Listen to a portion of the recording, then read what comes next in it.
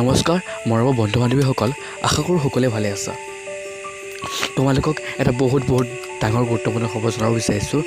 18 June অৰ্থাৎ অহাকাইলৈ second result ঘোষণা কৰা হ'ব নেকি। বহুতে সুধি আছিল বা বহুতে কনফিউজ হৈ আছে এতিয়াও কাইলৈ ৰিজাল্ট দিব বুলি।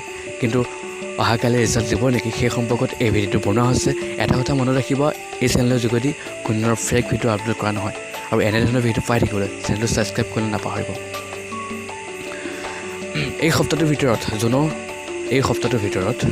ছেকেণ্ড ৰিজাল্ট দিয়া কথা আছে আৰু অতি সোনকালে ৰিজাল্ট আহিব। আৰু এটা কথা কৈ থওঁ, আৰু তোমালোকক মই প্ৰমাণৰ যোগেদি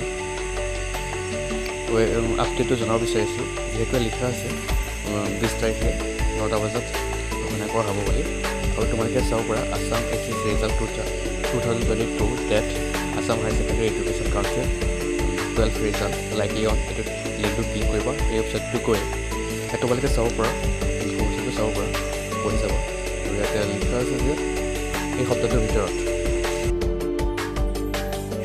কম সময়ৰ ভিতৰত ঘোষণা কৰা হ'ব এই সপ্তাহটোৰ ভিতৰত। আৰু ভিডিঅ'টো লাইক কমেণ্ট শ্বেয়াৰ ছাবস্ক্ৰাইব নাপাহৰিব।